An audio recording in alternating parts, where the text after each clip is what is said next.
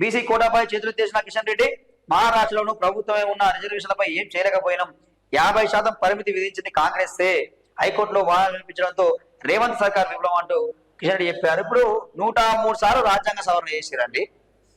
మీరు కేంద్రంలో ఉన్నారు అంటే మీకు ఈయన ఇష్టం లేక ఈ మాట మాట్లాడుతూ ఉన్నారు.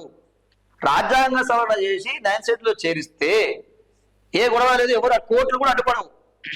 మరి ఈడబ్ల్యూఎస్ మీరు 10% రిజర్వేషన్లు ఇచ్చారు, వాళ్ళ జనాభా లెక్క లేదు, వాళ్ళు ఎంతమంది ఉన్నారో తెలియదు, మరి వాళ్ళకి కోర్టు అడ్డుపడ్డాయా?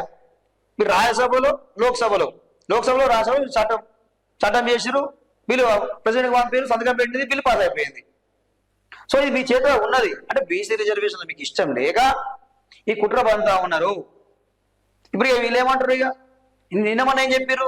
రాష్ట్రానికి అధికారం ఉండే రాష్ట్రాల రిజర్వేషన్లు పెంచుకోవచ్చు అని చెప్పి నిన్న మొన్న చిలక పలుకులు పలికిరు బండి సంజయ్, కిషన్ రెడ్డి. ఇప్పుడు ఏమంటా ఉన్నారు? ఇక మాట మార్చేదిగా కాంగ్రెస్ విధించింది,